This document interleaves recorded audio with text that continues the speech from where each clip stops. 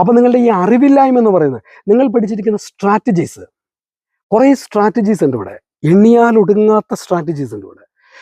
Long strangle, short strangle, calendar spread, chicken counter, butter beef counter, iron, അങ്ങനെ jeep option, അങ്ങനെ ഒരുപാട് strategies ഉണ്ട്. നമ്മൾ ആദ്യം വിചാരിക്കും എല്ലാം ഈ സ്ട്രാറ്റജീസ് പഠിച്ചാൽ നമ്മൾ രക്ഷപ്പെടുമെന്ന്. അത് അറിവില്ലായ്മയുടെ മറ്റൊരു വശമാണത്. നിങ്ങളുടെ ആ കാര്യം, നിങ്ങളുടെ ആ സ്ട്രാറ്റജീസ് കേവലം പഠിച്ചു കഴിഞ്ഞാൽ നിങ്ങൾക്ക് അതിൽ നിന്ന് നിങ്ങളെ രക്ഷിച്ചെടുക്കാൻ പറ്റില്ല. ഇപ്പോൾ അതിൻ്റെ ഒരു ഉദാഹരണമാണ് അറ്റ് ദ മണി കോളും പുട്ടും ബൈ ചെയ്യുന്നത്. അതൊരു ലോങ് സ്ട്രാറ്റിൽ നിന്ന് നമുക്ക് വിളിക്കാം. അതൊരു സ്ട്രാറ്റജിയാണ്.